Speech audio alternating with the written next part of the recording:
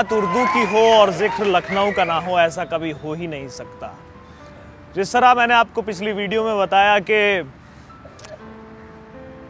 लखनऊ में पहले दिल्ली में मिसरे कहे जाते थे और गिरहा उन पर लखनऊ में लगती थी, और मैंने ये भी बताया कि लखनऊ में रिक्शा वाले, ठेले वाले, सब्जी वाले एक वक्त था जब सब के सब शायरी किया करते थे। तो ये वाक़या, ये किस्सा उसी वक्त का है। हमारे एक नवाब साहब थे, उनको शायर बनने का बड़ा शौक़ था, लेकिन शायरी का हुनर उनको आता नहीं था। वो शेर कहने में कभी मतलब उनको महारत हासिल हुई ही नहीं। तो उन्होंने क्या किया कि एक सब्जी वाले की एक गज़ल सुनी और सुनकर उसे चुरा कर एक मुशायरे में पढ़ दी। वो मशहूर हो गए। तो अब हमारे जो सब्जी वाले भाई साहब थे वो इस बात से झल्लाए हुए थे कि यार ये गज़ल मैंने लिखी और मशहूर ये आदमी हो गया है।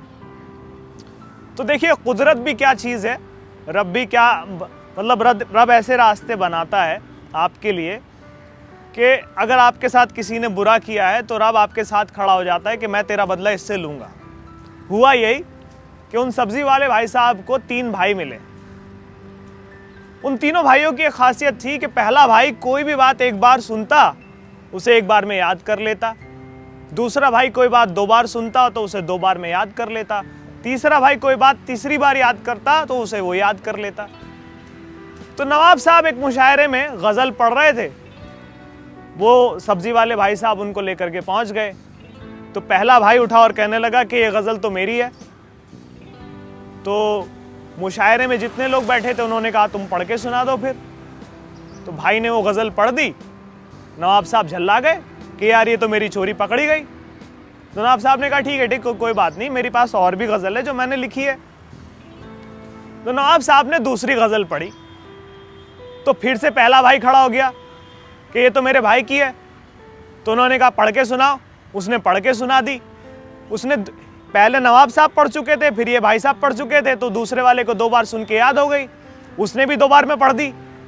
नवाब साहब फिर झल्ला गए कि ये तो चोरी पकड़ी गई। नवाब साहब ने कहा कोई बात नहीं, मेरे पास एक और गज़ल है। नवाब साहब ने तीसरी गज़ल पढ़ी।